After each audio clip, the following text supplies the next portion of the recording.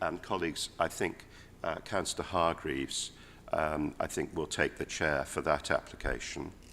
In relation to the application at 20 Thurlow Square, one of the registered speakers, Charles O'Connor, actually used to be one of our colleagues, was a councillor.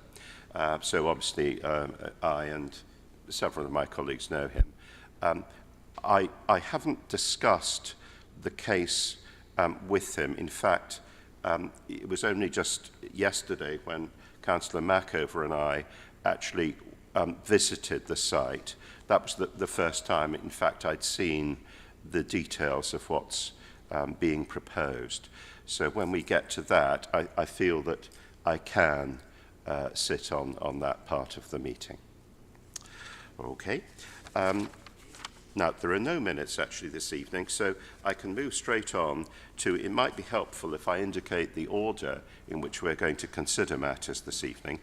In a moment or two, we will start with the application for the Kensington Forum Hotel in Cromwell Road.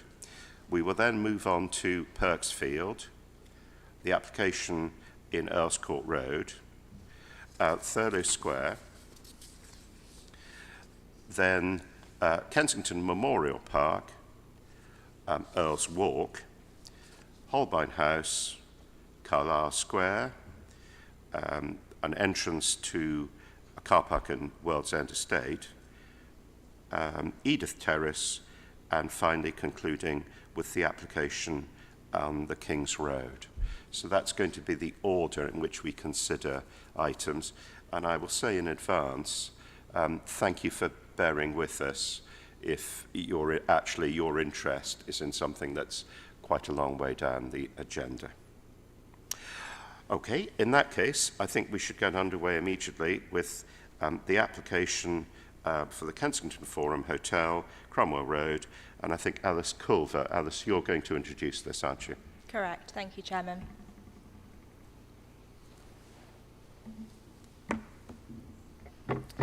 The application site relates to number 97 to 109 Cromwell Road and relates to a hotel located to the south of the highway.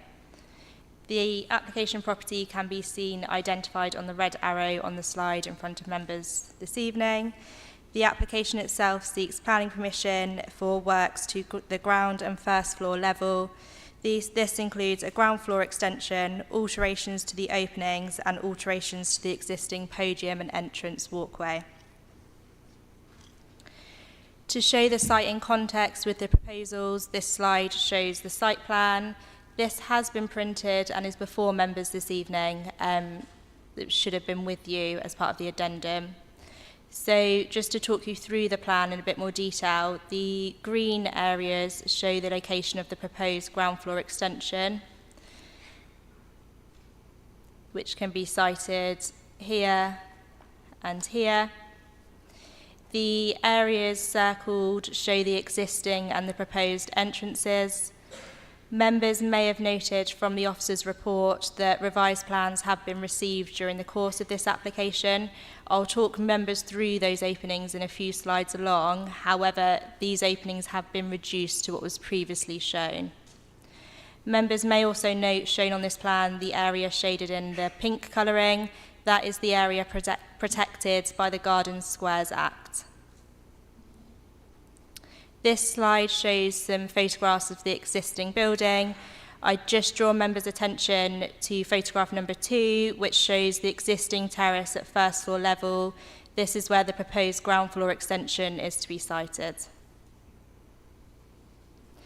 The existing ground floor plan can be seen on this slide, and the proposed ground floor plan can be seen on this slide. The red arrow just identifying where the proposed extension is.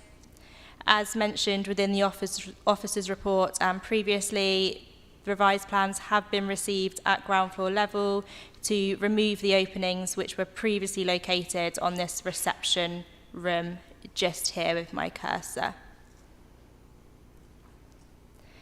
To go through some of the existing and proposed elevations, the existing and proposed west elevation can be seen on this slide. I would draw members' attention to the bottom image, which shows the proposed extension with the first floor terrace located here. To continue the proposed north elevation, members can note the changes to the openings at ground to first floor level located in these locations.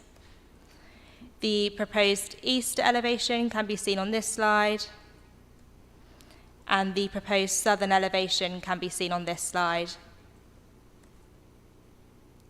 The northeast elevation, the existing and the proposed, members may note the introduction of the metal panels on this elevation here.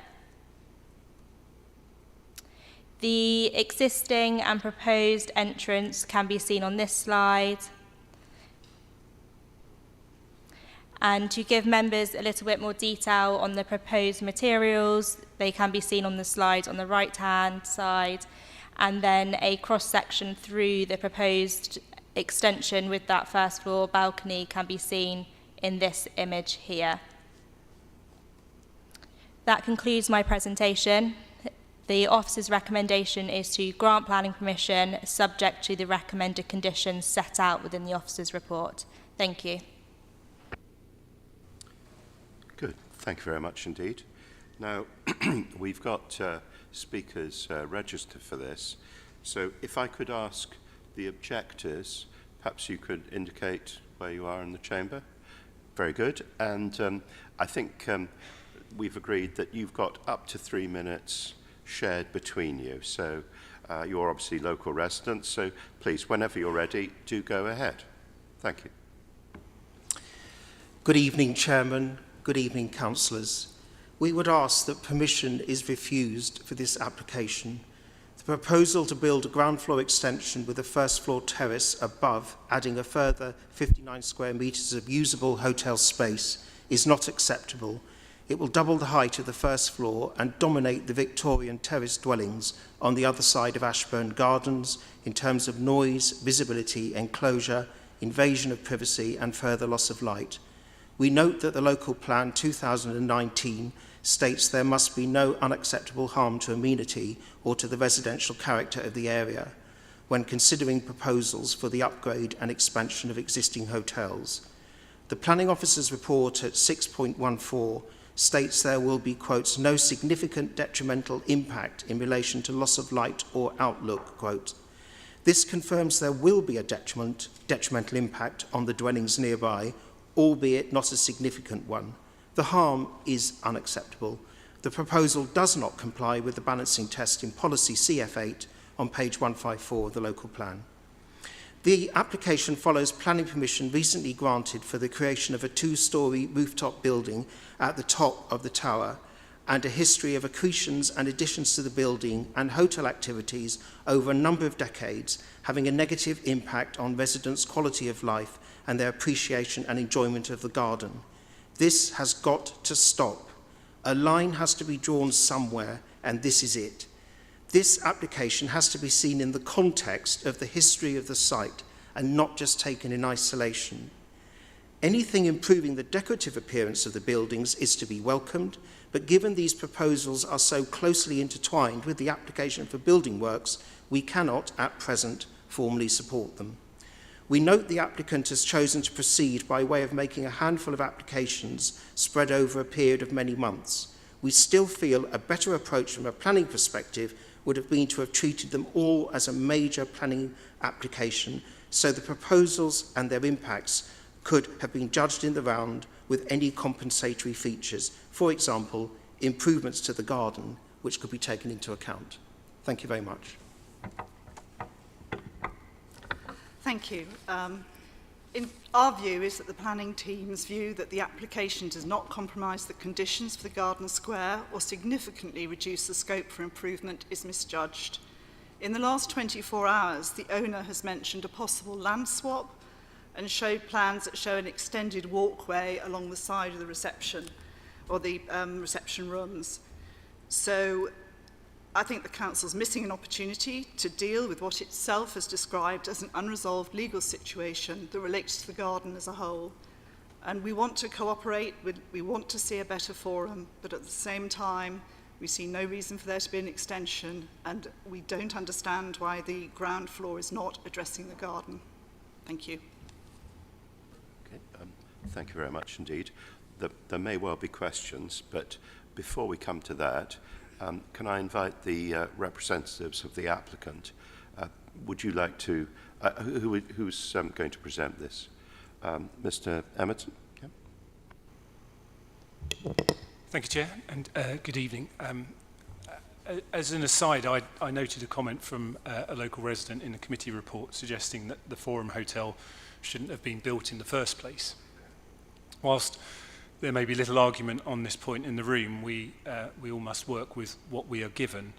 And as you know, the redevelopment option has already been tested and failed in this arena, and instead we are here with an applicant who is absolutely committed to taking the building into the 21st century, seeking improvements to its appearance, its environmental performance, and of course its commercial outlook for the benefit of the whole of the borough. This should be applauded given the history of the site and the immense pressure to reuse and retrofit existing buildings addressing the embodied carbon debate. As noted, we have secured permission for the replacement of all of the windows and a new and exciting rooftop space. And now we're seeking the most beneficial enhancement at a human scale around the base of the building. I'm afraid the images from the officer presentation probably only reinforces the tired, poor quality ground floor experience that neither invites nor engages with the local environment. Whilst design is of course a subjective point of view, I would hope there can be no disagreement that this considers the proposed, that nobody can consider that the proposed works are anything other than an improvement on the existing, and one that brings significant wider public benefits, including enhanced hotel facilities that are fully accessible to the general public. The officer's report is short, concise, and very clear. The proposed works are all considered to be beneficial, compliant with your own planning policies, and therefore offers no reason to do anything other than support them. I only wish to very briefly comment on the gardens, given it doesn't form part of the application before you tonight, and that's for very good reasons. Officers have been very clear that the scheme does not interfere with or affect the wider issues regarding the public square, and as noted by the objectors, we met with the residents last night, and we are progressing a positive scheme that will bring forward enhancements and the long-term protection of the space. Thank you. Okay, thank you very much indeed. Colleagues, questions to either party? Who'd like to go first? Walla. I'm not sure if this is a planning-related question, but it's a question to the applicant. Every time I sit in this committee, there is something, seems like about this building being added on. I'm just curious, have you had a big plan where you're executing it bit by bit, or is it just seems like you're doing something and then the following, after a few months, you're coming back for something else? I'm not very clear why it seems like it's so bitty, and every few months we're having just a little bit done here and a little bit done there. I can answer that for you.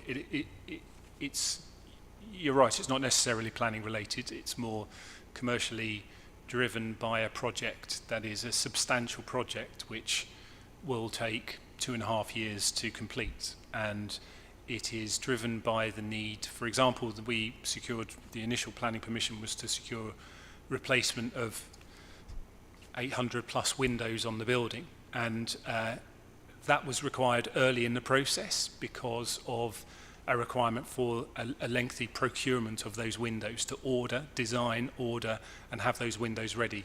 The scaffolding is shortly going up, and those windows will come in. We had a strategy whereby we had to ensure that the delivery of those windows and securing the permission for those windows wasn't going to be held up by a wider discussion about other elements that then came forward. And that's why it's been a kind of step-by-step sequential approach to getting permission. I can assure you there's been no, oh, hang on a minute, we've forgotten about that, we should apply for that now. There is our the applicants are a very serious, very professional hotel operator. They know they have a master plan for this site, and that's always been very clear to me as their consultant from the very beginning. Thanks, Wanda. Any other questions at all? No? Okay. Well, thank you very much indeed for that. So, colleagues, our opportunity to ask officers any questions. Gerard, do you want to go first? Just again, thank you. When we get these applications for the hotel, there's always the issue around the garden and the protection of the garden, where the garden fits into this whole scheme. And I appreciate they're often two separate issues. Can you just talk us through the garden and this application and whether there's any crossover or not, please? Of course. I'm just going to reshare the presentation just to bring members' attention to the plan. It should be loaded there. So the protected garden can be seen on this plan, identified by the red shading. That is protected under the London Preservation Act 1931. This application wouldn't impact upon that. The extension would be located outside of the protected garden. Further to that, care has been taken to ensure that there are no further openings which would conflict with the use of that garden. Further to that, I would advise members, if there was any change to the garden or part of that act, the applicant would need to go down the correct route under that separate legislation, potentially separate to any planning permission or planning application before you. Thank you. Thank you. Any other questions at all, colleagues? No? Okay. Well, in that case, I think we can move. We need to make a decision about this. I think just a couple of quick points. First of all, I think it's unusual for someone representing an applicant to say that a building is sort of one that is notably controversial and unpopular, and I think that's I think it's entirely correct to say I'm sure that sentiment is universally shared, certainly among people who live nearby. However, I think the application in front of us is about quite a narrow scheme of development, and I think that the key point is that the applicants are entitled to put forward applications in stages, in effect, and they can quite properly demand that they are standalone applications, and as such, they have to be considered as in that way. So I think, I mean, clearly, I think we all hope that these issues about the Garden Square can get resolved in due course, but that really is not for us this evening. So I would strongly suggest that the officer recommendation is actually something that's acceptable, and probably we should agree to. Would anyone like to put forward a contrary view? No. Okay. Well, in that case, I think I would like to have a vote. So the recommendation is to grant permission, obviously with the conditions set out in the report. Can I see those in favour, please? Can I see those against?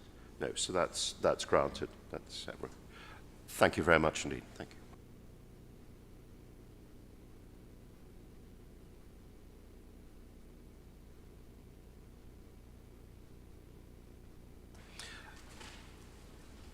If we can now move on to consider the application in Perks Field, next to Kensington Palace. And I think Alice Colvey, Alice, you're going to introduce this as well. Correct. Thank you, Chairman.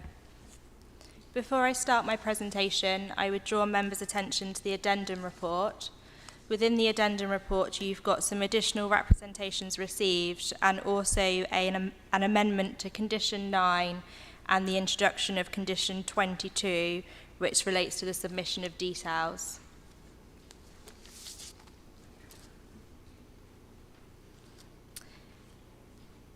The application site relates to Perksfield, which is located within the Kensington Palace Gardens. The site location plan and an aerial image of the site can be seen on the slide before you this evening. The site is identified by the red line boundary. As identified within the officer's report, the site is located within the London Central Activity Zone and is also considered to be metropolitan open land. The application before you this evening seeks planning permission for a temporary change of use and the erection of buildings in association with a public event. That public event would be held for a temporary period of time between November 2023 and January 2024. The temporary nature of the permission has been included as a recommended condition, included as recommended condition number 2. In terms of the proposed site layout, this can be seen on the slide and has also been included in the pack with members this evening. The site itself would include the ice rink located to the southern part of the site. That would be a covered ice rink. To the west of that, or where members may see my cursor on the slide, would be a 2-storey building which would be used as the skate exchange. Within the remainder of the site, there would be 2 covered tents, one to be used as a retail area and one to be used as a food and beverage area. Within this centre location, there are some additional ancillary structures, and also members may note there was an annotation for a carousel. In terms of the access to the site, there has been identified as an entrance and exit arch. That is annotated on this plan, but I have just circled that for members' attention. The entrance arch would be located in this location and the exit arch located here. A proposed cross-section can be seen on this slide. I would draw members' attention to the ice rink located here with the covering. The cross-section of the skate exchange building can be seen in this area. As mentioned as part of the officer's report and shown on the drawings, the application would include some perimeter fencing. That has been identified to be 2 metres around the full perimeter of the site. And in terms of cross-section, that can be seen just here, identified by my cursor. To give members some further context of the proposed buildings, this is a skate exchange building. This would be the 2-storey building located to the southwestern part of the site. It has been designed with limited openings on the back elevation, which would front onto the shared boundaries with some of those neighbouring properties. It would include an area of a balcony or an open space which would face onto the ice rink. Members may have noted as part of the officer's report and also mentioned as condition 20, we are looking to provide some screening on that balcony as well. In relation to the food and beverage tents and the retail tents, an elevation has been shown on this slide. This aerial view I've taken from the details provided by the applicant. This just gives members a little bit more information as to the layout and the form of the site, where you can see the ice rink in the southern part, the skate exchange, and then labelled as the entertainment area, food market, and retail area. For some site photos, these are some photos which officers took out on site. Members may note the existing properties located to the west, identified here, and also a further site photo where, as mentioned in the officer's report, there is some dense vegetation. This is the approximate location towards the south, where members may note the skate exchange would be located. That concludes my presentation this evening. To conclude, the officer's recommendation is to grant planning permission for a temporary period, subject to the conditions set out in section 8 of my officer's report. Thank you. Thank you very much. Now, there are no speakers for this application, so we move straight to questions to officers. Any questions, colleagues? Who'd like to go first? Walla, you go first. Yeah, thank you, Chair. I'm assuming by temporary, this is, it will be erected in November, ready for November, and it will be removed by January, right? That's correct. So the condition which restricts it to being temporary is condition 1, which is the time limit. And then there is also condition 3, which relates to the hours of operation.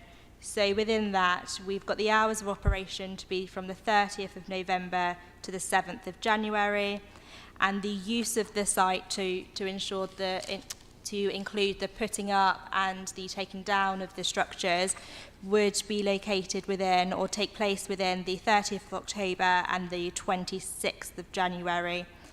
At that time, so at the end of January the 26th, the use shall cease and the land should be returned to its former or original condition. Okay.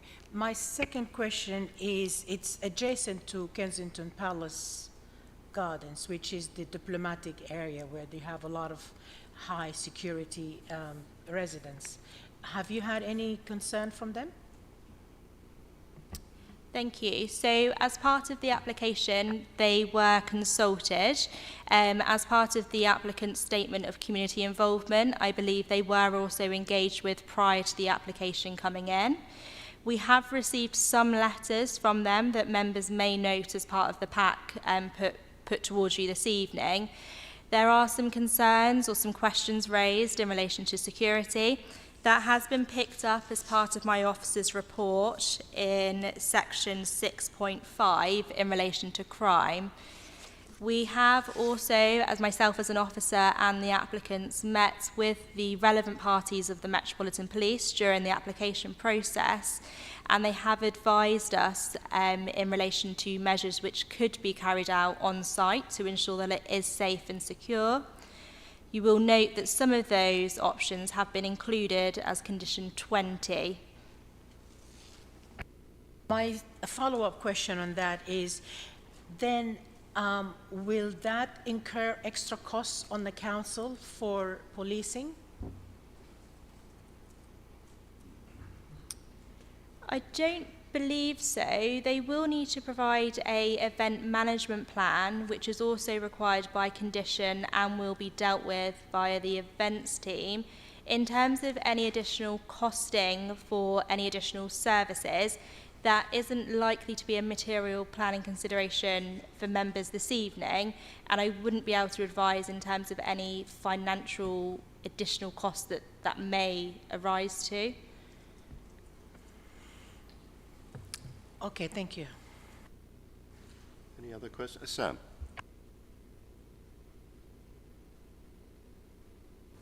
Okay, thank you. Very quick question on plant machinery, noise, etc. I was just checking the details, I couldn't see.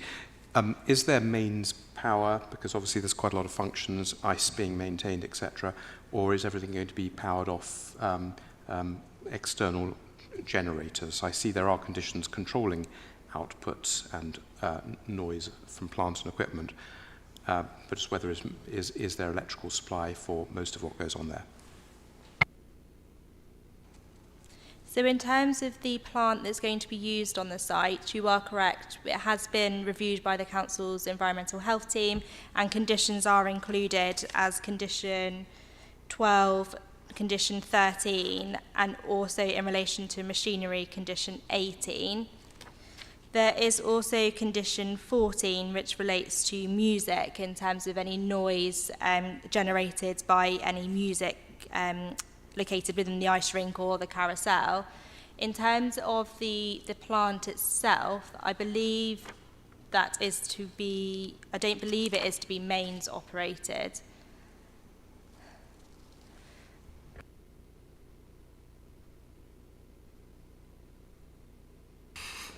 Clearly this is going to be quite a big undertaking for 3 months, and particularly I'm interested in the traffic movement, particularly during setup and takedown.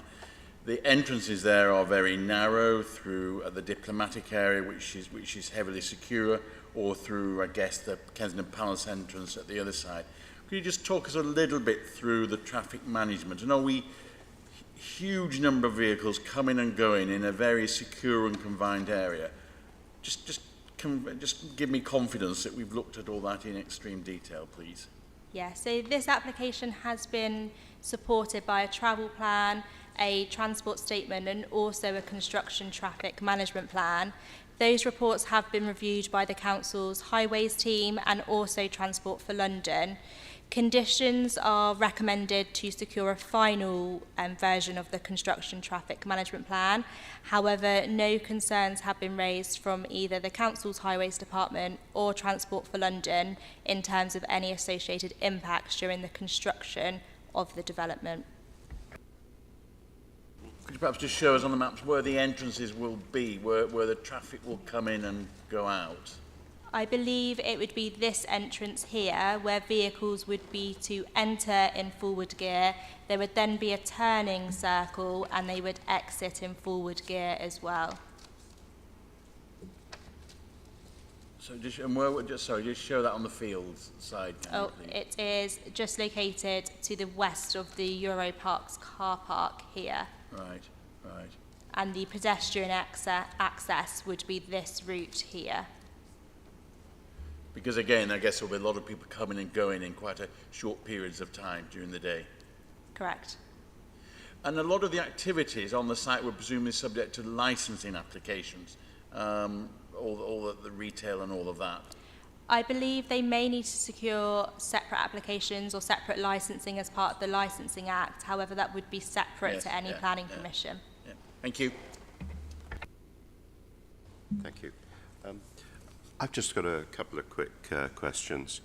As my colleagues have said, obviously this is a very unusual location. We have ambassadorial residences to the west. We have Kensington Palace itself to the south. I'm just wondering, in terms of the boundary treatment, would it be possible for the fencing, I think we've proposed a 2-metre fence, perhaps for those boundaries, so the west and south boundaries, perhaps to increase that to 3 metres. It just strikes me that, I mean, 2 metres, a large man, somebody would be capable of clambering perhaps over a 2-metre fence. I think a 3-metre fence would be quite difficult to do that without it being rather obvious. Is that something that we would be able to condition if we wish to? So if members felt that it was necessary to increase the height of the fencing on that western boundary, you would be able to amend any of the existing conditions. I have further looked at the boundary treatment and discussed with the applicant. There are some initial questions in relation to the feasibility of having a 3-metre fence there. However, it is definitely something that we could include as a condition for them to go away, have a look at and see if they could increase the height of the boundary treatment.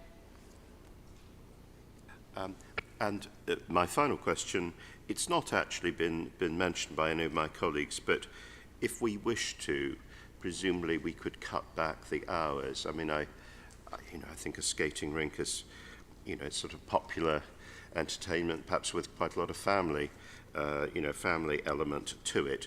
But if we wish to reduce the hours, we could presumably do that. I'm not sure actually. I'm minded to myself. I think 10 o'clock probably is quite reasonable, but we would be able to do that if we wish to.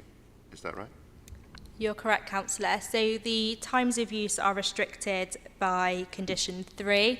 If members again found it necessary to reduce those hours, you would be able to. The hours of 10 o'clock has been taken from the details provided from the applicant. The skating sessions are booked in 45-minute slots. So to take account of the last bookings times, the 45 minutes, and then to allow customers potentially to exit and vacate the site, a buffer has been added till 10 o'clock. Good, thank you. That all makes sense. Just Just one more. Did you want to? Yeah, thank you. Last question. Thank you. Just looking at the size of this, I think some comments have regarded this as another winter wonderland in size, but looking at it, it's 750 skaters maximum and 5,000 people on site at any one time, which feels like a very much smaller operation than a winter wonderland that might have 50 or 100,000 on that site. I don't know whether you have any further information on comparing the scales of those to assure people that it's not that level of activity. Thank you. Unfortunately, I don't have that information in front of me to compare it to the size of any other ice rinks or similar proposals within London. I think you are right, it is considerably smaller than Winter Wonderland as you refer to, but unfortunately I don't have those figures in front of me. Okay.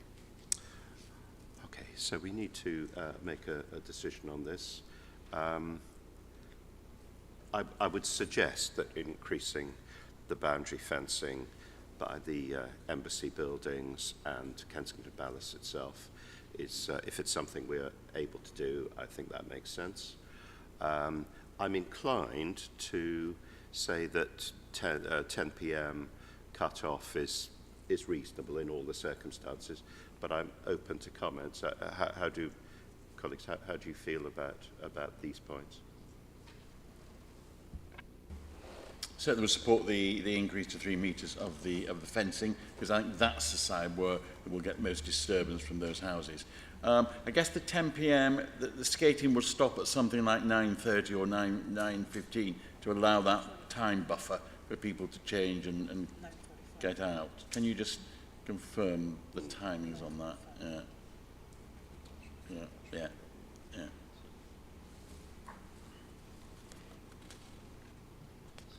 Yeah, to confirm, the last skating session would be 8 o'clock, so the last skating would be till 8:45, but it may be that members of the public use the remainder of the food and beverage or the retail area, so just to allow the site to be cleared, 10 o'clock has been stated.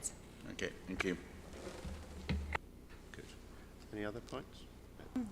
I feel that the area itself overall is a biodiversity hub, and there is an existing bat population there, and I just feel with disturbing it and trying to form something that is maybe it's not quite the place for it there. It is surrounded by the Kensington Palace and the diplomatic securities, and I'm not convinced that eventually we're not going to have spend more on policing in one way or another as a borough. So I'm a little bit reluctant with this application. Okay, thank you for that. I think condition 17 does actually reference ecological management. So I think it's not something that's been just completely overlooked. But I think in the greater scheme of things, personally, I feel it's probably acceptable. What I would do is, I think we should take a vote. So the recommendation is to grant with the alteration to the condition about the west and south boundary walls that we've discussed. Can I see those in favour of that recommendation, please? Can I see those against? Okay, so that is agreed by 4 votes to 1. Okay, thank you very much indeed. Thank you.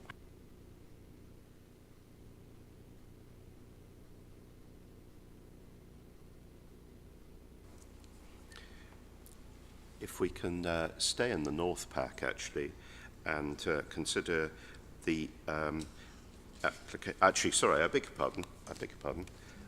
The Planning Department have changed the boundaries of their own internal matters. So we're actually going to now consider the application at 57 Earls Court Road And I think, Mitch, you're actually going to present this, aren't you? So Thank you, please, Councillor. go ahead. So it's 57 Earls Court Road, and it's the construction of a lower ground and ground floor rear extension, including the replacement of a spiral staircase to the garden, a new garden layout, and steps with glass balustrade. The proposal is policy compliant. It would preserve the character and appearance of the host building and the conservation area in which it's located, whilst ensuring the living conditions of nearby residents are not adversely affected. The applicant has responded to initial concerns and amended the proposal accordingly.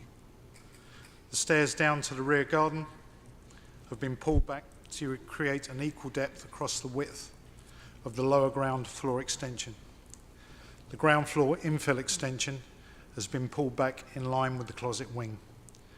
The balustrade to the terrace has been changed from glass to metal railings, and the new closet wing door has been changed from metal to timber. The objections to the scheme have been noted, taken into consideration, and they're addressed as follows. Disturbance from the construction phase of development is controlled through the imposition of construction management conditions. The new terrace would allow views into the gardens of 55 and 59. However, these views would not be significantly different from those afforded from the existing rear windows on the host property. The proposal has been amended so the extension would be in line with the adjacent closet wing and therefore not out of keeping with the prevailing pattern of development. The extension would not block light into neighbouring gardens. The lower ground floor extension would not rise above the garden walls nor project beyond the adjacent closet wing. Accordingly, there will be no protruding bulk that might block light. The proposed drainage system would improve drainage rates from the property. Damage to party walls or construction works potentially forcing tenants from the neighbouring property are private matters and not material to the decision-making process. Lowering the level of the rear garden slightly would not have any significant impact on its appearance. This concludes the presentation, and the recommendation is to grant permission subject to the conditions contained in the report. Thank you, Chairman. Thank you very much. Now, we have speakers registered for this, so if I can ask Mrs. Irvine, I think, are you present? Is Amanda Irvine here? No. She had registered to speak. Can we just check? Mrs. Irvine? You? No. Okay. Well, in that case, even if the applicant's representatives are here, they can't speak by themselves. So, colleagues, we jump over the speakers to ask if we have any questions for officers. Who would like to go first on this? I had a couple of questions. Can we just look at the rear of the property and just be quite clear about the sort of level of the proposed sort of terrace area? That, if I've understood it right, that is at a lower level, so it's comparable it's a lower ground level. So in other words, you can't see over and across into other buildings. That's that correct. correct? So even in glimpse views, it's not going to affect the neighbours.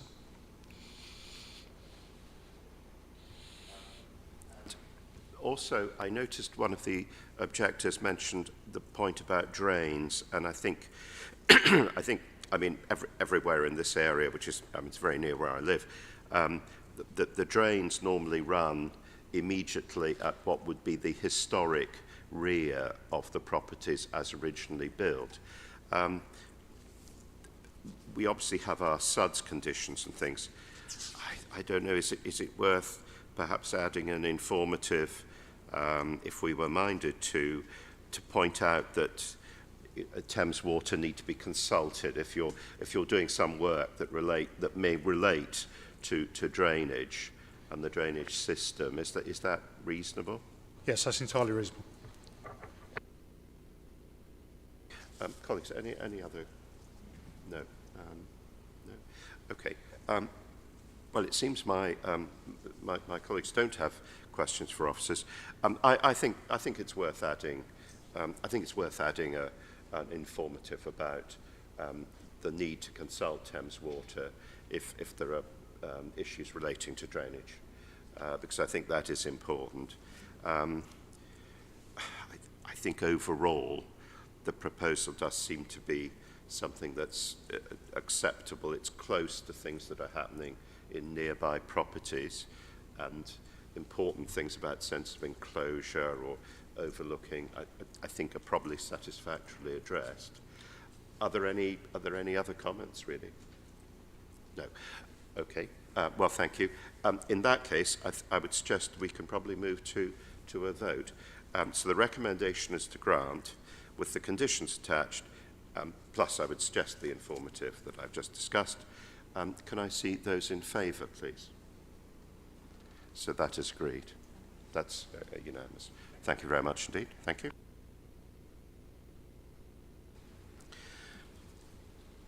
If we can now move to... okay. Yes, sorry, I beg pardon. So, Councillor Idris, if you just sit to one side. No. Yes, I think it's... ladies and gentlemen, I think if one of us on the committee had a pecuniary interest, we would actually have to leave the room. But if it's another declaration, then we can just move aside from the committee and sit elsewhere. Good. Okay. So in that case, if we can now consider, there are actually two applications, planning permission and listed building consent at 20 Thurlow Square, and I think Emma Gore, you're going to present this, aren't you? Yes, thank you, Chair, and good evening, members. The development at 20 Thurlow Square relates to the erection of an infill extension along the flank elevation of the property and external alterations to refurbish the property alongside internal alterations. You can see here on the slide highlighted in red the application site, which consists of a residential dwelling, which is a corner turner unit sitting alongside Thurlow Square and Alexander Place. This is an aerial image of the application site, and you can see that the principal elevation faces onto Alexander Place, with flank elevations facing onto Thurlow Square and onto Thurlow Close. This is an aerial imagery of the rear elevation of the property. I would draw members' attention to the closet wings, which you can see projecting from that flank elevation. These are some photos of the host building as seen from Thurlow Square and Alexander Place, and here you can see the corner turner part of the building. And these are some photos focused from Alexander Place, looking at the flank elevation, and members can see the closet wing sat there with some vegetation fronting it. And this is the access route to Thurlow Close. And the rear elevation, well, the flank elevation of the property, members can see here in the white render, well, the white part of the building, the closet wing for which the infill extension would sit adjacent at single-storey level. These are some existing lower and ground floor plans. I would draw members' attention to the light well, which is currently enclosed, and at ground floor, the extent of the closet wing. These are some illustrative floor plans at first and second floor, third and fourth, and these are the existing elevations of the property. Here we have the proposed site plan, so you can see the extent of the rear infill extension in blue here with its roof lantern. And these are the lower and ground floor proposed plans. At lower ground floor, I would draw members' attention to the light well here with the lift, and at ground floor to the openings along the flank of the closet wing and the lift opening and further openings illustrated at ground floor. These are the proposed first and second floor plans, third and fourth,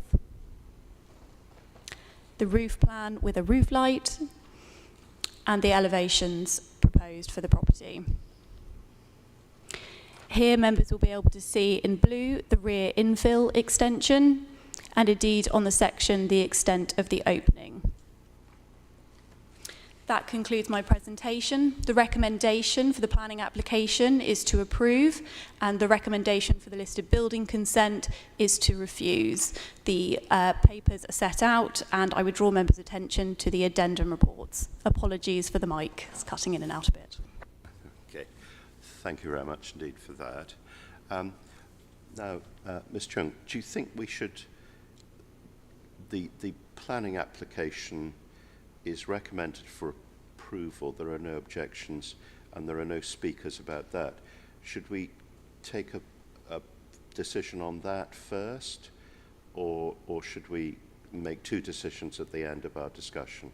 What do you think is best? I mean, whilst the two recommendations are different, they have been considered as a whole, and so I would suggest that you consider the two applications together, but make it very clear that when you're making the decisions, you are making two separate decisions tonight. Okay, very good.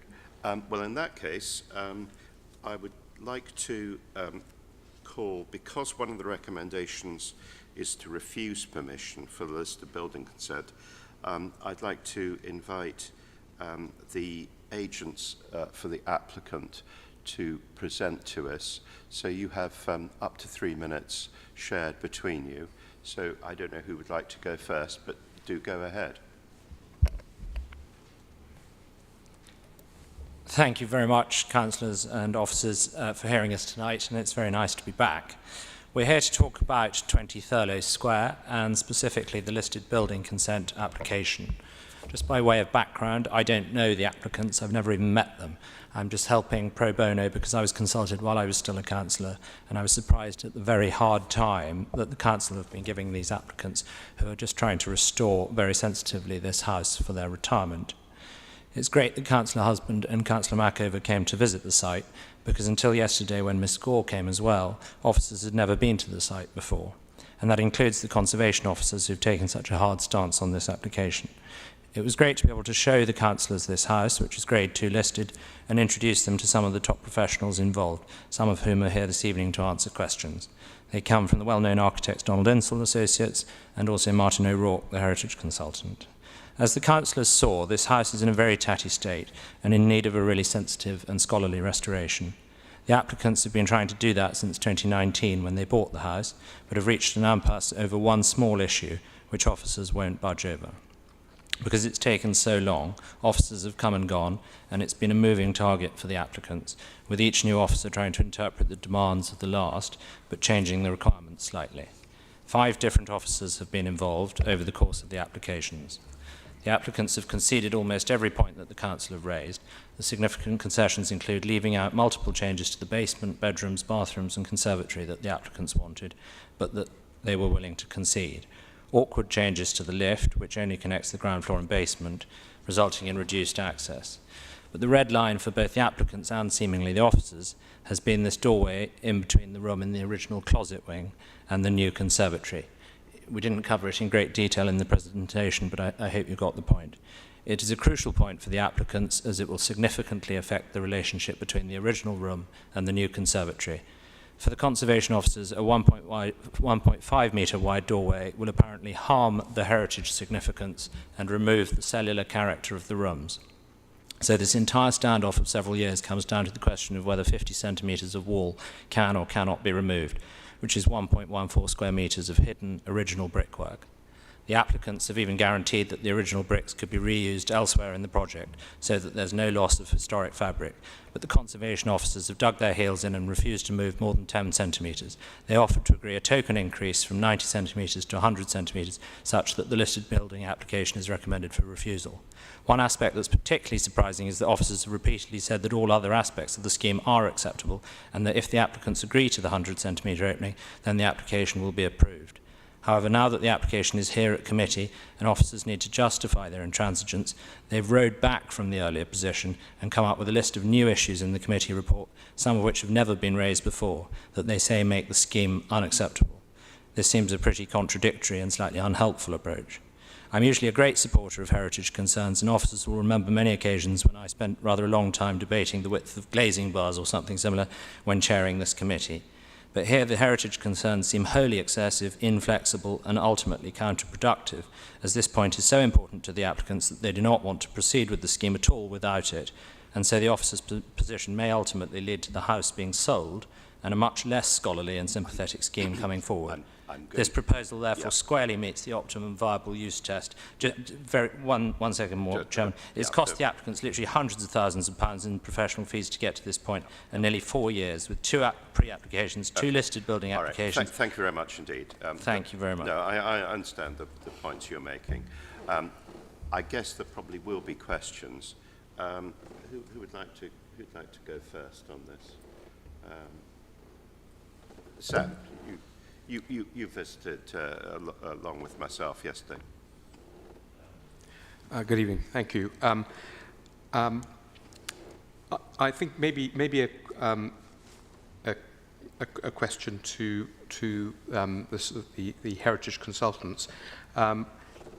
Is there, when I looked from the back of the building, I could see that others in the terrace had extended, had infilled, etc. Is there anything unusual that you haven't seen done in other similar listed building applications that gave you any concern? I'm summarising by thinking all of these changes do look like they're sympathetic to the overall improvement of the building. Thank you, Chairman and Councillors. Yeah, well, I would say, in my view and in my experience of extensions at this level, very low level, as it were, the ground and the works to the basement, the works that are proposed are very much in keeping with the scale and the type of design one can expect with an extension at this point. And of course, we have had a long debate about exactly what the extension should look like, and all are agreed, officers and applicant are agreed, that what is being proposed is very suitable. The argument is simply about 500 millimetres of brickwork, and it seems to me to be very important at this point to consider that we're talking about a building where at this point, at the rear, ground and basement level, there has already been quite a lot of alteration. And the alterations that are being proposed, the conservatory link, the opening into the back extension closet wing, are simply a response to the new situation. You're going to have a new piece of building, a glazed, rather refined conservatory structure. And to not respond to that seems to me to be bad conservation about how that relates to the adjacent room. Therefore, I think the 1500 millimetre opening, a double door opening, commonly seen between front and back rooms, for example, in listed buildings, will not interfere with or have a detrimental effect on heritage interest. Okay, thank you very much. Gerard Marwood. Okay, all right, very good. Well, if there are no other questions, thank you very much indeed for that. So, questions to officers. Who'd like to go first on that? Gerard, you. I guess it's pretty obvious what the question is going to be about the door. This seems to be a real big sticking point, and for all the work that's been done here, all that's proposed, it does seem to be an excessive issue that's getting in the way. From the officer's side, can you just elaborate on this door, the extra width, and why it's such an issue in conservation terms, please? Of course, thank you for the question. In terms of listed building applications, when we assess them on balance. So we're assessing the degree of benefits against the degree of harm, and that's important to note in this case. The opening to the original, well, to the flank wall there is of a scale that would not be traditional for a property of this type. The scale of opening indeed is larger than the external openings that you'll see to the property, including the French doors. And it's that in combination with the other openings at a principal floor level which create an incoherent plan form, which obviously, when we think back to the original design of the building, talks to how people would have interacted with that space. And therefore, the extent of openings that are occurring on a principal and important part of the building result in erosion of that original plan form and how we would historically have understood how the building would be used. So that, in essence, is the issue in terms of the openings across that principal floor. So while we are talking about an individual opening, because that opening is of that scale, the rest of the openings then become an issue in terms of creating this disjointed plan form at a principal level.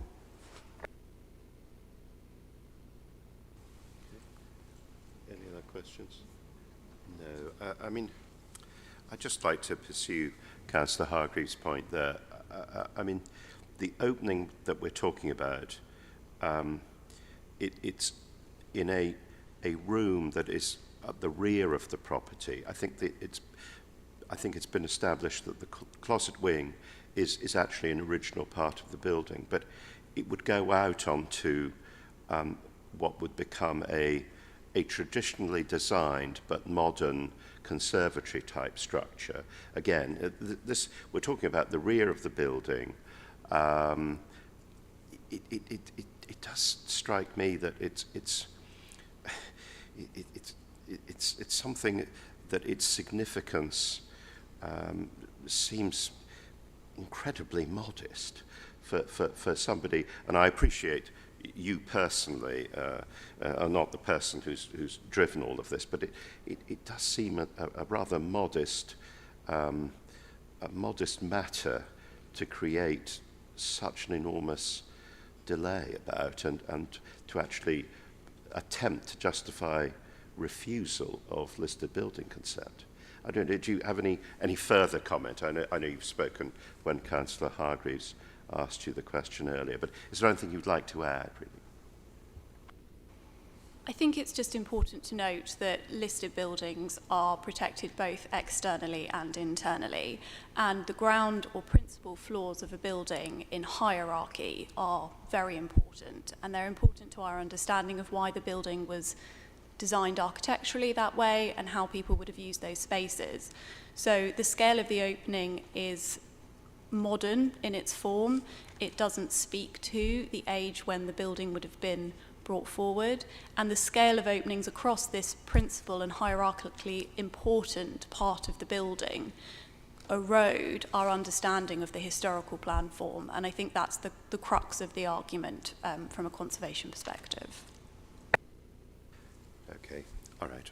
Well, thank you for those comments. I think my final comment really is seeking a piece of advice. I think if we were minded to feel that really this was not something which represented, in the greater scheme of things, a harm to this building, then I suppose if we decide that taken as a whole there isn't a harm, there are no objections, there are no other points being made, then I suppose that would resolve the matter, and it would be possible for us to grant listed building consent on that basis. I'd just like to seek advice that might be a reasonable course were we deciding to go down that course. Of course, the applications for members to consider this evening, and they can consider the balance of the proposed harms and benefits that are part of this application pack, and therefore if they decide that either the internal benefits outweigh the harm proposed, or that they don't consider that the scale of openings at the ground floor and lower ground floor are harmful and don't represent less than substantial harm, then obviously they can make a decision contrary to the recommendation. Okay, thank you. So, colleagues, what do we make of this? Sam?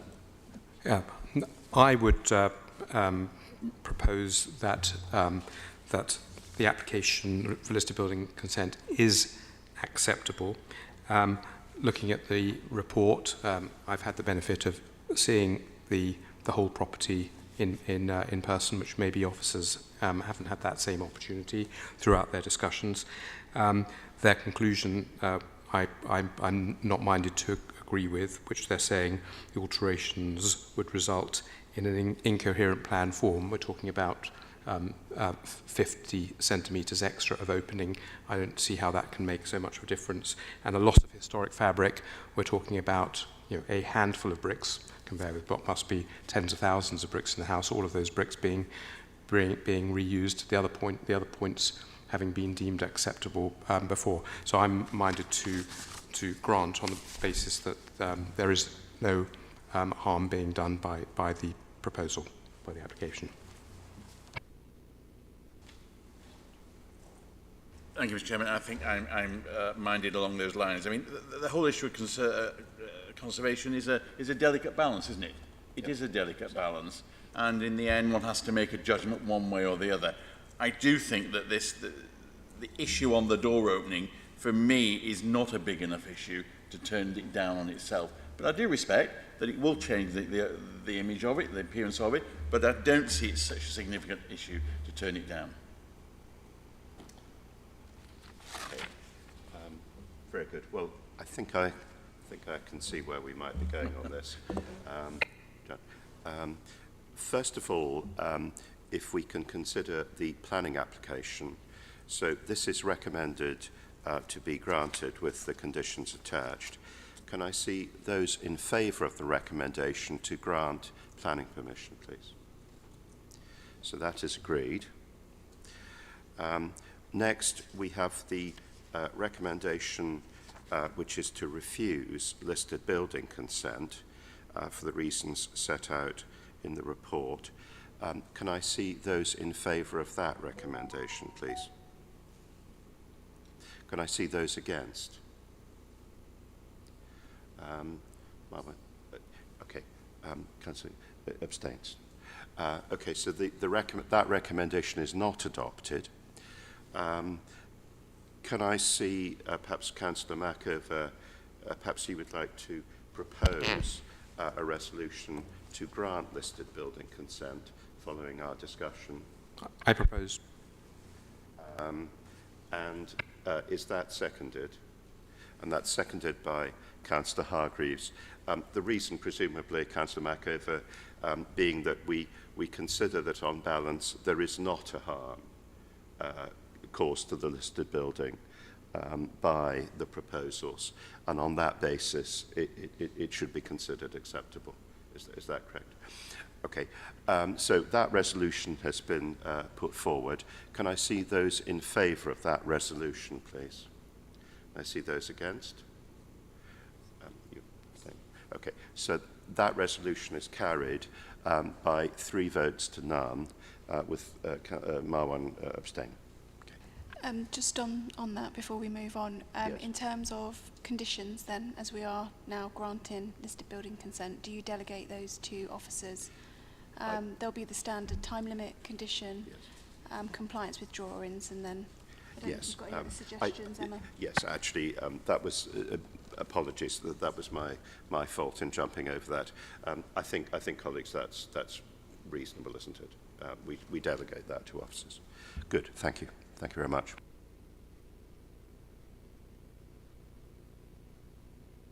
If we can now move on to the application for Kensington Memorial Park, and I think Alice, is that back to you? That's correct. Thank you, Chairman.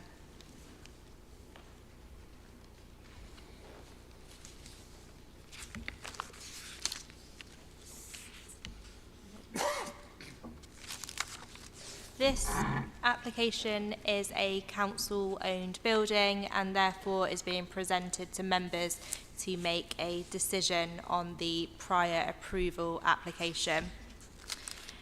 As set out within the officer's report, this is not an application for planning permission.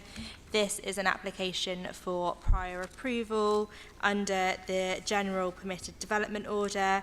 That is under Schedule 2, Part 14, Class J, which relates to solar panels. The application itself relates to a non-domestic building within the Kensington Memorial Park. The site location plan shown on the slide before you, with the building identified in the red. This is an aerial image of the building. It is used in connection with the water park and play area and is identified by the red arrow. The proposed 56 solar panels would be located on the roof of this building. This is the existing plan and the existing section. And this is the proposed plan and the proposed section. As set out within the officer's report before you, the development does comply with all the relevant criteria under Class J, and prior approval has been considered in relation to the external appearance and also the solar glare. The recommendation before members this evening is that prior approval is required and prior approval is granted, subject to the conditions within that schedule within the class, and also the informative, which is noted as informative 1 in the officer's report.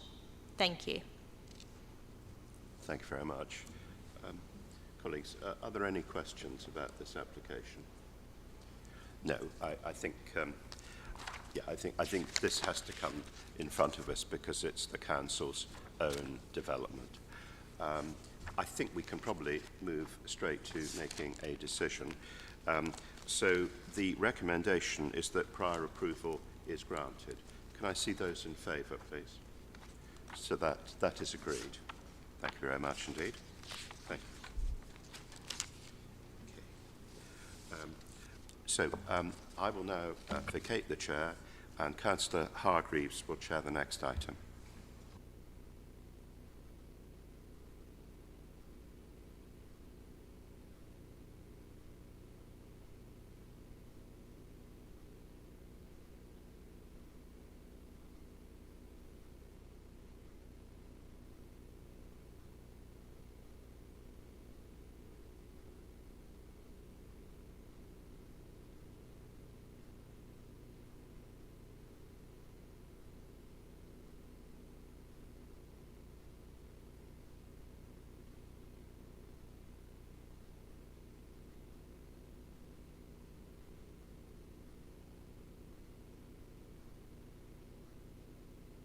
Thank you very much. So we now move to the application for 29 Earls Walk. Who is going to present this, please? That's myself. Thank you very much. Before I begin my presentation, I would draw members' attention to the addendum report. There are some additional representations received and attached, and there are also some amendments to the officer's report in relation to paragraph 6.11 in relation to the site addresses. The application before members this evening relates to number 29 Earls Walk and is identified in the aerial image and identified by the red line boundary on this slide here. The application itself seeks planning permission for the demolition of the existing carport structure and the erection of a new dwelling. The existing site can be seen on this slide. Members will note it's an area of hard standing with a covering associated with a former carport. The rear of the properties along Pembroke Square, including number 19, is located to the rear of the site and can be seen in the back of that image. This image is taken from Earls Walk. Members may note the frontage and the door associated with number 27 Earls Walk in this location, and the site would be located in between this building and the building located on the corner.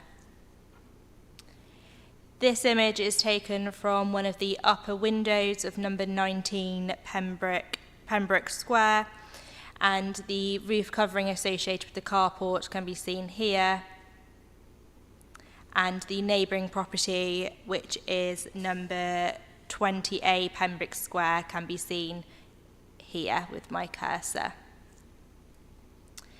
To give members an indication of the existing and the proposed massing, this image is taken from the submitted daylight and sunlight report. The existing massing can be seen on the left-hand image, and the proposed massing, the proposed new dwelling, can be seen on the right. Members will note that it will be increased in height and will include some openings on these elevations. In terms of plan form, the existing Earls Walk elevation can be seen on this slide, and the site has been identified by the red arrow. The proposed Earls Walk elevation can be seen on this slide, and again, the proposed building can be seen identified by the red arrow. In terms of from the rear, this is the existing rear elevation, and this would be the proposed rear. In relation to a section, the application and the new dwelling does include a basement. It has been assessed and does comply with the relevant basement policy and guidance, and members may note the existing open area to remain to the rear here. In terms of a wider street scene along Earls Walk, the property can be identified by the red arrow. And this is an illustration taken from the applicant's submitted documents. The proposed dwelling can be seen by the red arrow. And as I said, this is an illustration for what the new unit would look like.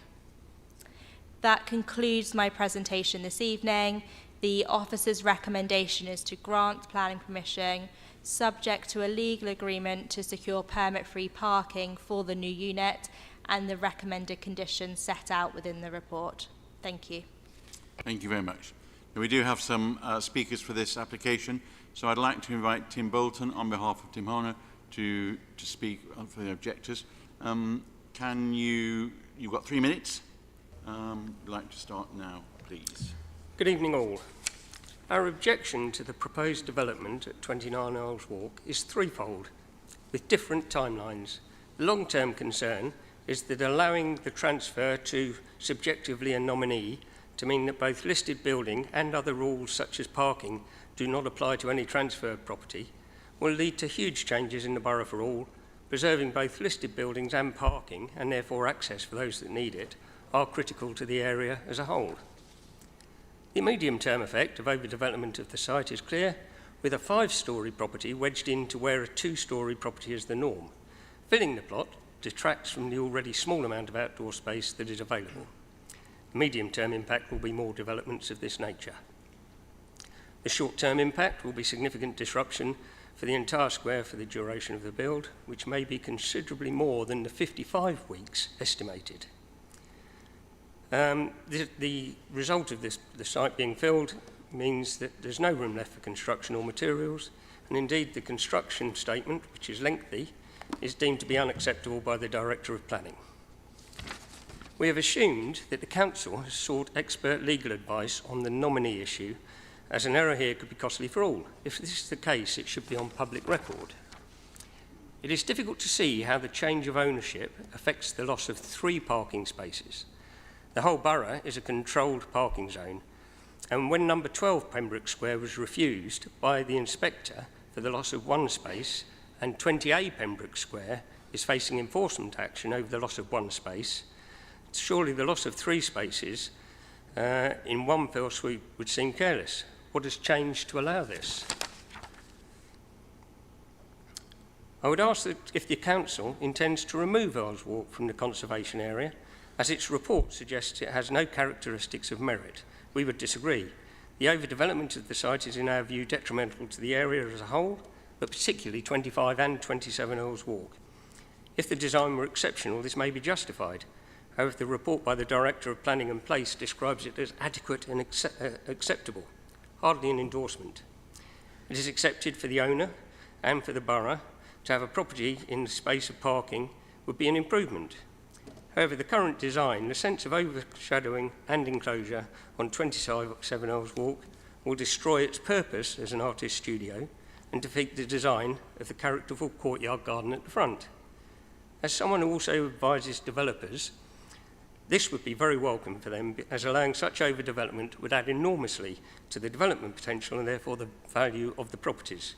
However, today, I'm representing my client who suffers from cerebral palsy and therefore anxiety, who will be devastated to see the changes to his property. Thank you very much. Thank you. I'd now like to invite, is it Mr. Alexander who's going to speak for the applicant? We have a list of speakers here. I don't know whether you're going to share it or how you're going to manage it. But Thanks, you have... Chair. There'll just be one person speaking. Okay. You have 3 minutes? 3 minutes, yep. Thank you very much. Thanks, Chair. Good evening, members. Simon Wallace, I'm representing the applicant.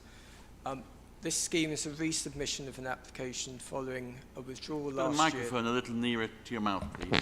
Great, thank you. Is that good? I'll start again. Yep, apologies. This scheme this evening is a resubmission of an application following a withdrawal last year due to officer comments on design. There had been considerable dialogue with neighbours and local amenity groups before that submission, and throughout the last 2 to 3 years there has been ongoing discussion with officers to arrive at a design which will be appropriate for the site and visually attractive. We feel that we have achieved that, and the proposal will provide a new dwelling with good quality living conditions whilst protecting the amenity of neighbours. The site is currently an unsightly gap in the street scene, so there is an opportunity to provide a new dwelling which will add a sense of continuity and stitch together better what is a predominantly residential street, and so enhance the visual amenity. The architects have worked through multiple iterations to deal with a number of planning issues. The officer's report considers these planning issues in detail, and I commend its conclusions. I will address some of the specific issues raised in objection. In terms of impacts on neighbours, the potential change to lights has been thoroughly assessed, including to the large expanses of glazing serving the studios at numbers 27 and 25. There is no infringement of the BRE guidelines. All windows pass, except one small area of glazing within the side door to number 27. To protect privacy for homes in Pembroke Square, partial obscure glazing is proposed for some upper floor windows and controlled by condition. Whilst there may be some change in more oblique views to the side for number 27, its direct views to the front and rear are not affected, and it's not considered to result in an overwhelming sense of enclosure. A final CTMP will be provided as part of the condition, and this will take into account the informative and the alternatives being suggested. With regard to heritage, Earls Walk, and in particular this south side of the street, is one of those roads that very much has a varied style of dwellings. These have been added to the end of gardens of the Pembroke Square houses over time in a piecemeal fashion. This is one of the last 2 gaps, and providing a well-designed dwelling here, we feel, would improve the street scene. The visible height and scale reflects others in the street, and it will read as a 2-storey dwelling. The lower ground floor is only visible from the rear garden, and the basement will be hidden. A traditional design approach is followed with materials that will complement the area. The committee report says that this is a welcome approach and one that will integrate into this eclectic group of buildings. The character of the conservation area is therefore preserved and possibly enhanced. There's a greater gap between the listed buildings and the new dwelling than seen in some others along the street, and due to its scale and design, it will have a subordinate relationship to the townhouse and preserve Mr. its Alexander, setting. I'm going to have to bring you to a close. Can you just finish off now, please? It's one short point, but very short, please. Very short point. The application site is a separate parcel of land to number 19, and is vacant and is under different ownership. The new dwelling will be permit-free in accordance with planning policy. Thank you very much. Thank you. So now I'd like to ask committee members if they have any questions of the speakers, please. Who would like to go first? Okay, any questions to the speakers? Thank you. Thank you very much indeed. Now have an opportunity to ask questions of the officers. Who would like to go first? Councillor Nagy, thank you. Thank you, Chair. Just a point of clarification in the in point 8 for the consultation. The letters, 9 letters received supporting the applicants. In the comment 1 on the proposal and the response agreed by whom? Just clarification on the agreement on that is going to be good for the to complement the whole street and neighboring building. And on those, if I have another question, clarification as well, regarding point 12, the last point, on the consultation. Do we know of the number of the consultation? Do we receive any documents regarding the number of consultations being carried? Okay, thank you. Thank you, Chair. Thank you very much. There's some two questions there around the consultation. Perfect. To take your first question, so the table identified in section 8, which is the consultations carried out, so comment labelled number 1 in relation to the supporting, the agreed, that's been inputted by the case officer. In terms of the question on point number 12 and the consultation, can I just ask for clarification? Is that how many letters was issued in terms of the consultation? Just to know, to be assured that adequate consultation is being carried out, that's all.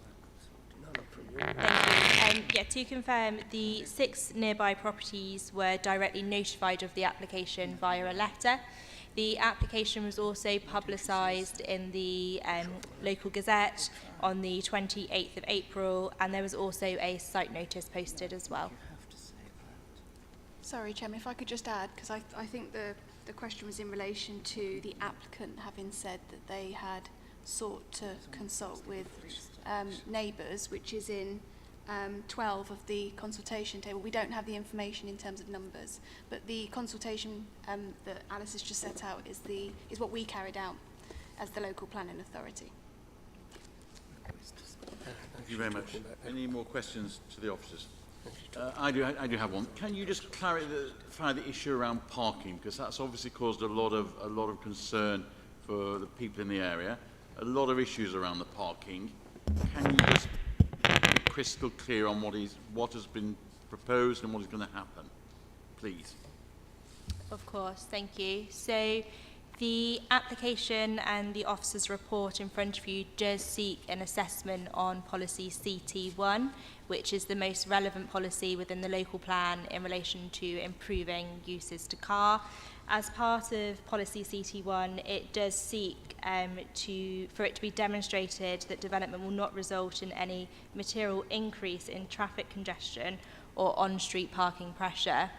The officer's report has identified that the loss of those parking spaces in association with number 19 will lead to some impact in relation to parking pressure.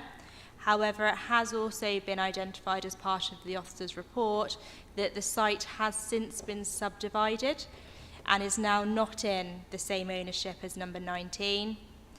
The officer's report, as part of the issues and balancing section, has found that whilst there would be a increase or a change in relation to parking pressure, that would be outweighed by the benefits associated with the application. Those benefits would include the additional residential unit and the contribution to the borough's housing stock.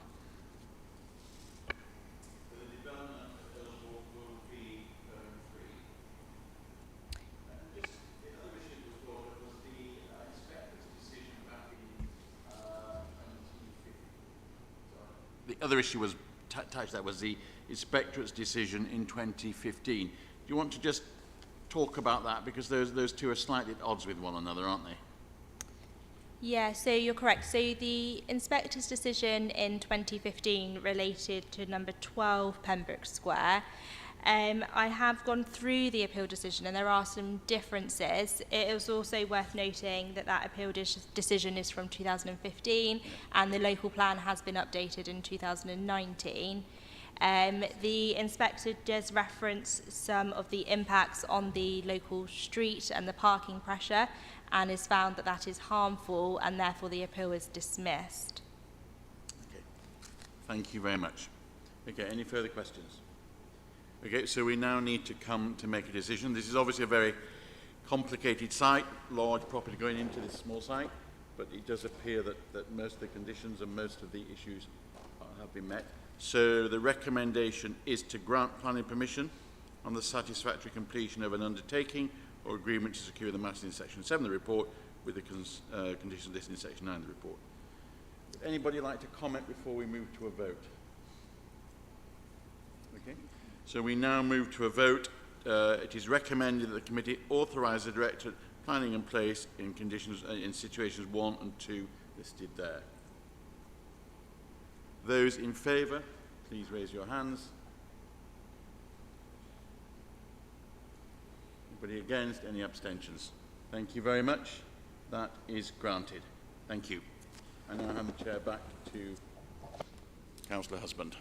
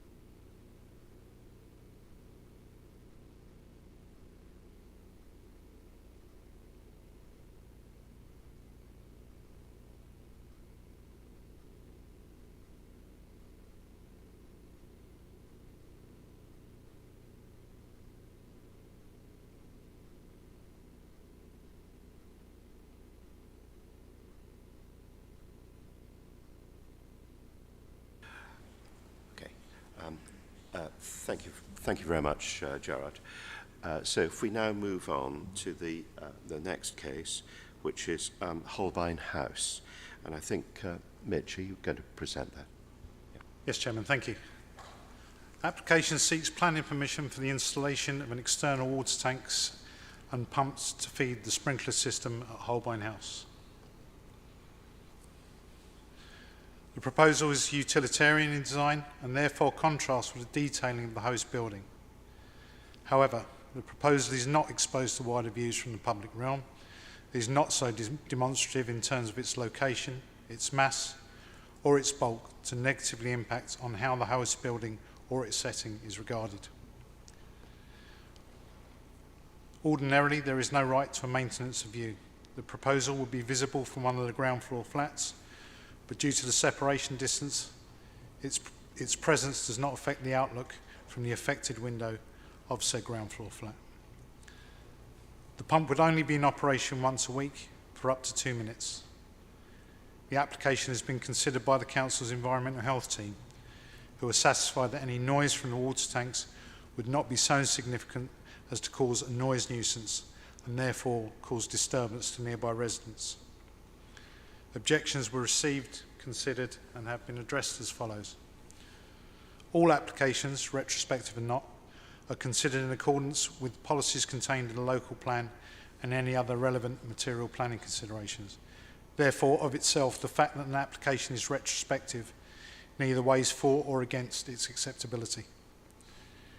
Trees were removed from the site to create the platform for the water tanks. However, these trees were not protected, and thus there was nothing to prevent their removal. Structural issues resulting from water damage in the event of the sprinkler's use is a private matter between the affected parties and not material to the decision-making process, as is the management company's handling of the installation and their apparent lack of consultation with residents. That concludes the presentation. The proposal is policy compliant and the recommendation is to grant permission subject to the conditions contained within the report. Thank you, Chairman. Thank you. Now, we have an objector registered to speak. Are you present? I think I have Kirsty Eisbert. Is that right? No, I think so. A lady objecting to this Holbein Place application. Okay, nobody's here. Okay, in that case, as before, we need to move on. Colleagues, do we have any questions to officers? Wanda, do you want to go ahead? Yes, thank you, Chair. In the report, there has been, it says there are trees that have been removed to make room for this tank sprinkler. Have they been, I know it says they don't have any value and they're not protected. Have there been a replacement or an attempt or a desire to replace them? No, we haven't sought a replacement in that instance. I think it's unfortunate. No one likes to see the removal of trees, but in this instance, obviously in terms of the removal in and of itself, there's nothing we could do about it. I don't think there's necessary room on that aspect of the site for a landscaping scheme. So. Okay. I mean, is it something we can consider going forward in the future if somebody removes a tree, even if from somewhere, can replace something somewhere else? Just like, but I mean, possibly it would depend on the scheme. I mean, obviously they've done this. They've done this retrospectively. They've done this without our knowledge, and therefore we're limited what we can do in response. So. If we can kind of like put a little penalty, because it's cheeky. Retrospective applications are very cheeky in that sense, and we don't have too much control. Let's see if we can claw some back. I think it's quite difficult for us to do this. I mean, I've certainly read the representations that have been made, and I think there are perfectly legitimate matters that have been raised, but they really are civil matters with the way that the managing agents operate on behalf of, I think it's the Guinness Trust, I guess. But those don't really come within the planning system, so it's not something we can do anything about. Are there any other questions to officers? No. Okay. Well, in that case, the recommendation is to grant this subject to the condition that's set out in the report. Can I see those in favour, please? Okay, so that's granted. Thank you.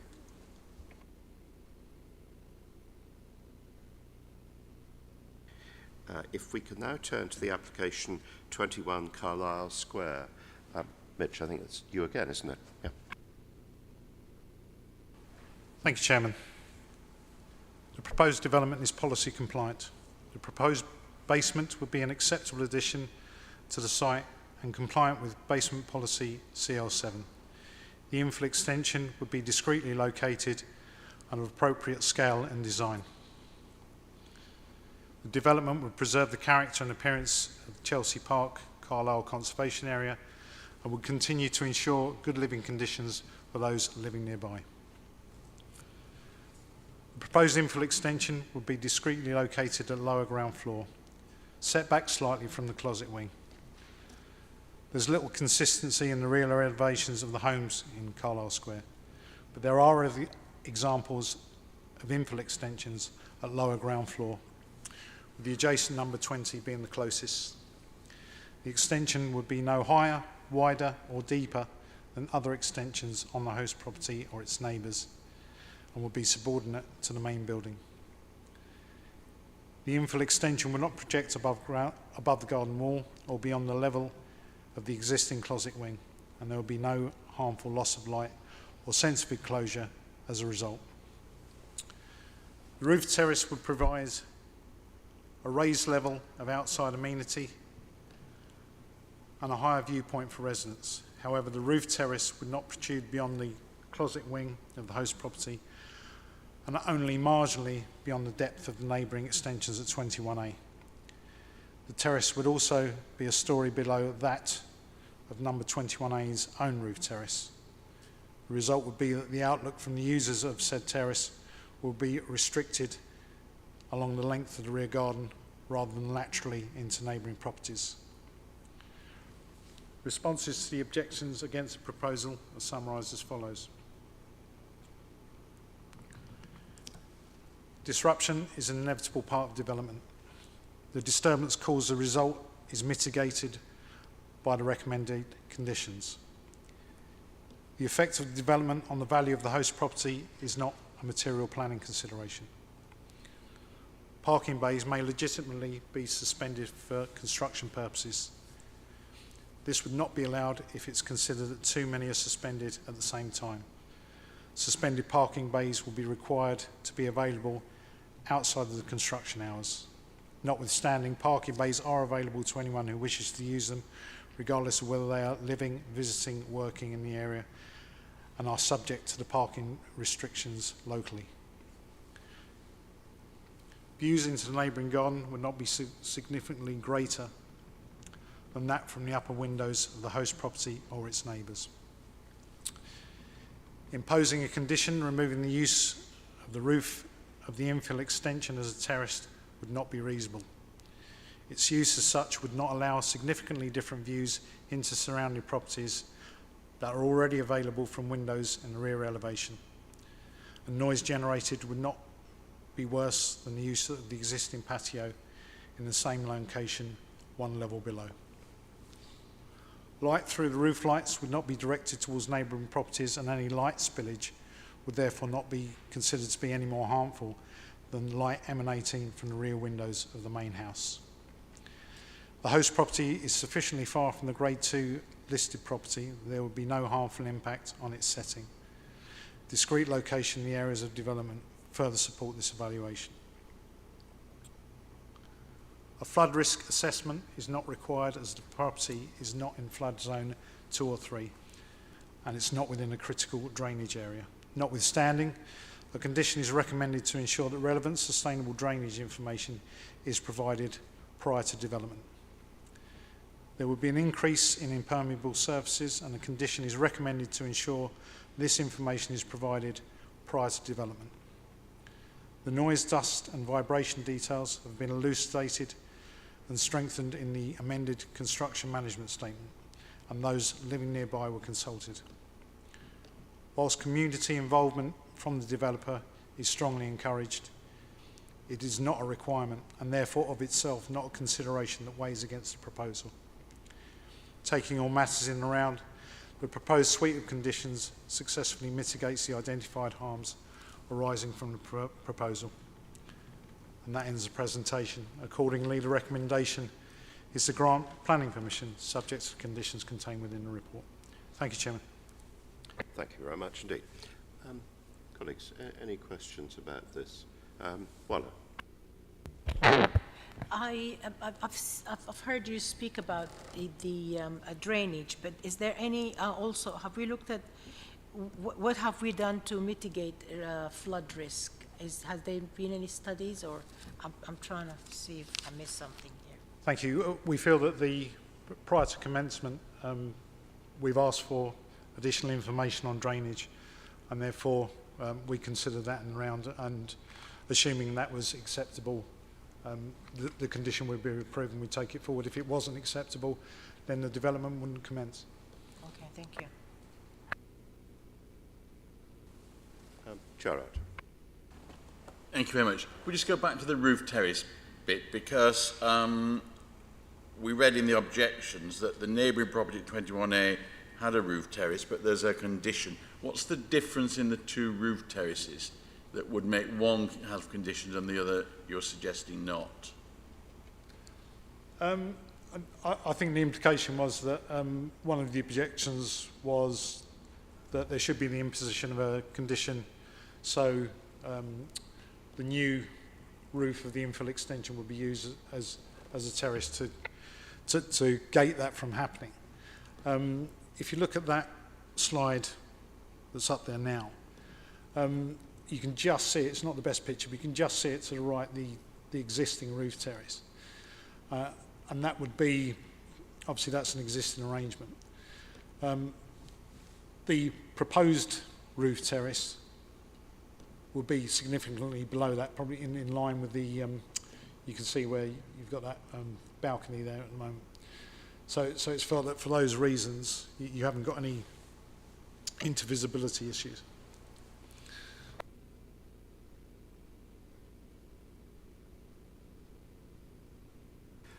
Okay. So if there are no other questions, I think we can probably move to a decision on this. The recommendation is to grant with the conditions, as Mr. Kitts has pointed out, set out in the report. Can I see those in favour, please, the recommendation? So that's agreed. Okay, thank you very much indeed.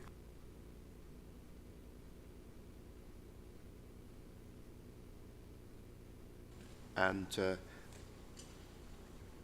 now if we can move on to consider the application for the alteration to the pedestrian entrance to the car park in the World's End Estate. And I think John Kwok, John, you're going to introduce this, aren't you? Thank you. Yes, thank you, Chairman. So the application is at the pedestrian entrance to the residential car park at World End Estate.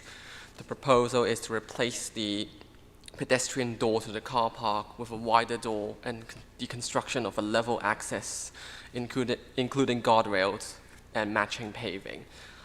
This application has to be determined by planning committee because the site is a council-owned property. So on the screen, it's the site location plan. This is the slide which shows the position, the actual location of where the replacement gates will be. And this is a satellite image with the actual site outlined in red. It is facing north towards the World Ends Square. This is the existing and proposed site plan, which shows where the level access and the replacement gates will be. And this is the existing and proposed elevations and floor plans. It will be a wider door and there will be level access.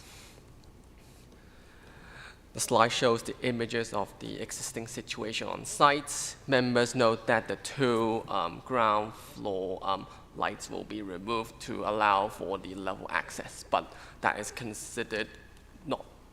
not considered development and is considered de minimis.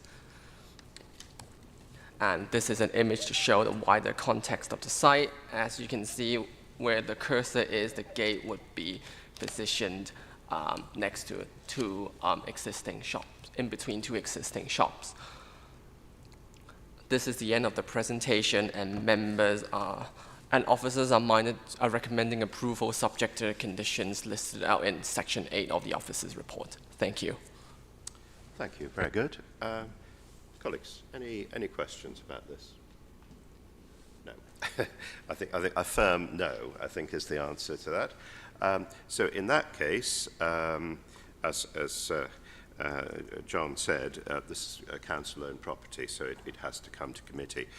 The recommendation is to grant with the conditions set out in the report. Can I see those in favour, please? So that is agreed. Okay, thank you very much indeed. If we can now move on, and I think, John, that you're next as well, the application at 3 Edith Terrace. So, please. Thank you, Chairman. So the application at 3 Edith Terrace is to amalgamate the ground floor and first and second floor maisonette into a single property unit with a 2-story rear infill extension to the lower ground and ground floor levels, new landscaping and hardscaping to the front and rear of the property, alterations to the coal store vaults in the front light well, alterations to the rear landscaping with steps, additional cast iron metal entrance canopy at the rear, and replacement of all windows with double glazed timber sash windows. This application is here in front of committee because it was called in by Councillor Pascal if officers are minded to grant, and it has more than 3 objections. So the slide shows the site location plan with the site outlined red. This is a satellite image to show the site with the site outlined red as well. Members should note that there is a very unique articulation of the rear closet wings, and that number 3 has a unique articulation where there is no 2 closet wings on either side of the property, and the site has not been extended previously.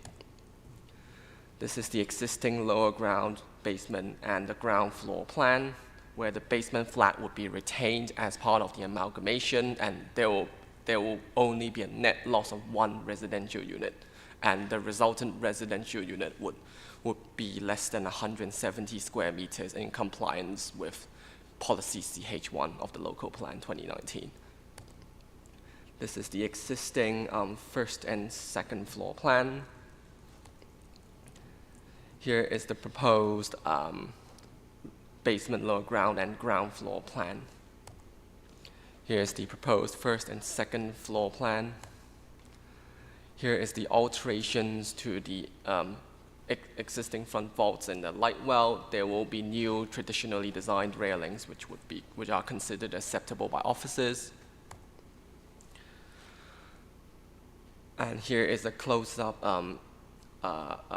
a drawing of the proposed railings.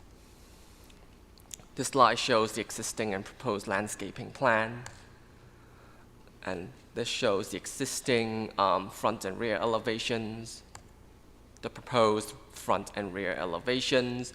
As you can, members should note that the proposed canopy will be similar to what is existing at number 2 Edith Terrace.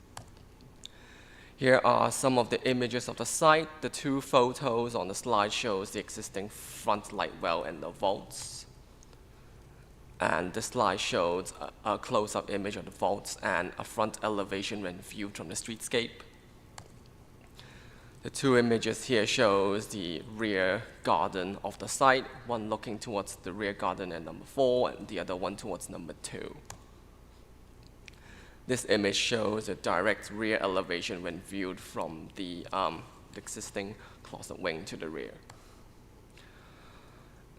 These photos show the existing metal canopy at number 2 Edith Terrace. These images show the existing rear elevation of the site. Officers are recommending the grant of planning permission subject to the conditions set out in Section 8 of the officer's report. This is the end of the presentation. Thank you. Okay, thank you very much indeed. Colleagues, any questions about this? No. I think I note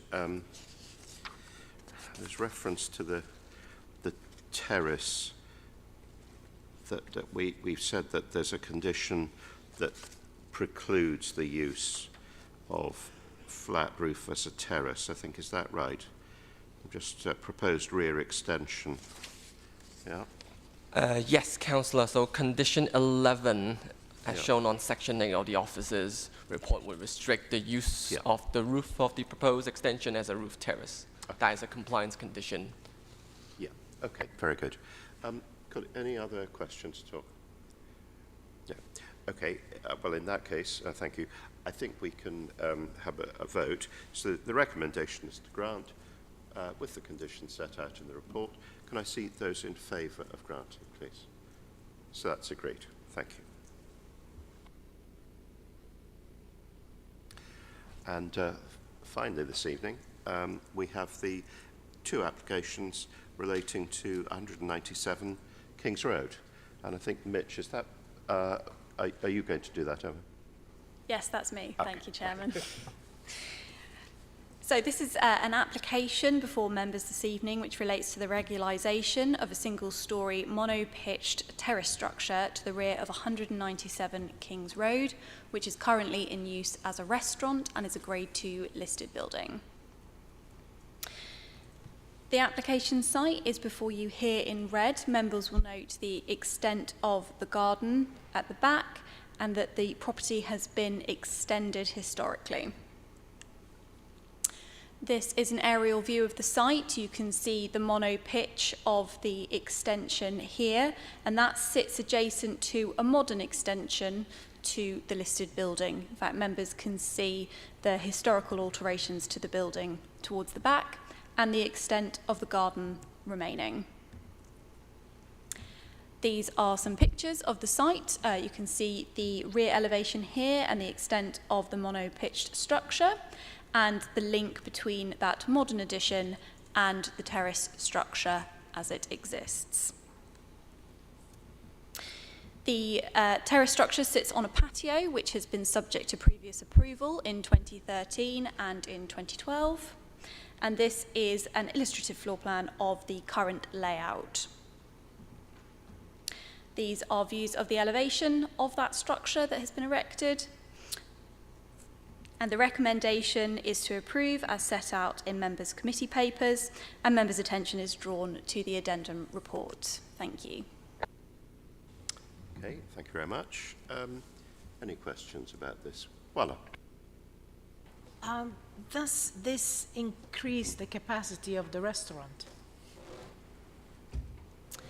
The patio could be used in association with the restaurant, so it provides a covering which would presumably allow the patio area to be used for a longer period of time during the year, but technically that capacity exists as the patio is subject to approval.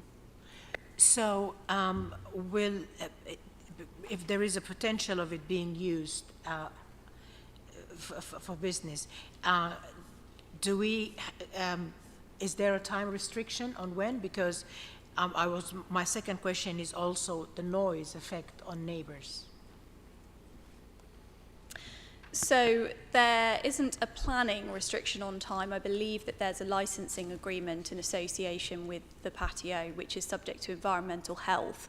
And indeed, the noise generated, again, would likely fall under environmental health legislation, and it would be within their remit to control that. Mm-hmm. As said, the patio could be used currently for eating and for purposes in association with the restaurant.